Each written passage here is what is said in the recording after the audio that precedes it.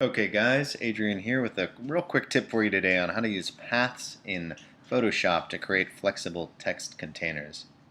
So folks that are used to using applications like say InDesign or Illustrator, more traditional text layout applications, are pretty accustomed to having a lot of control over their text containers. And I'm in Illustrator right now and we're looking at this ballet flyer, and here in this text container, I can use basically all my traditional, vector editing tools to come in here and quickly shape this text block. Sort of in this case, we're just trying to get it sort of out and around this ballet dancer, and really in no time at all, I'm able to get a decent shape and sort of get my text where I need it.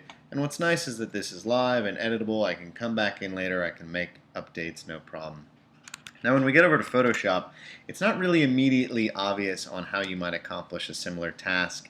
And I've seen folks struggle. A lot of folks end up using hard returns to try to shape their text, or text blocks, using multiple text blocks. And that's not only sort of a pain up front, it just sort of creates a maintenance headache for you down the road. So the good news is Photoshop can do almost the exact same task we were just doing in Illustrator. We just have to go about it in a slightly different way. So we're going to start by creating a path for our text block. Here I'm just using the sort of rectangle tool, but any of the vector path generating tools will work fine for this.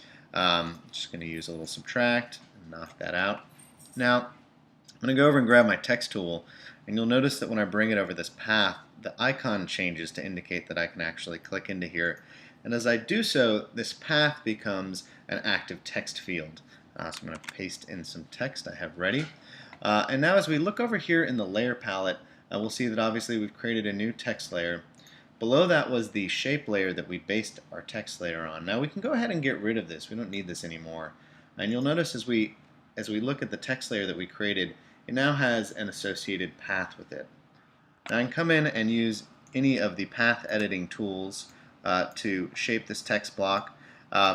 And like I said, this is great not only for saving a little bit of time up front, but also if you do have key changes. Let's say we decided to swap out the key art here, and we need to end up sort of shifting this path to adjust to this new direction. No problem. Just a couple of quick clicks. So you'd wish that'd be a little bit more obvious than it is, but now you know the secret, and I hope it saves you some time in the future. All right, thanks.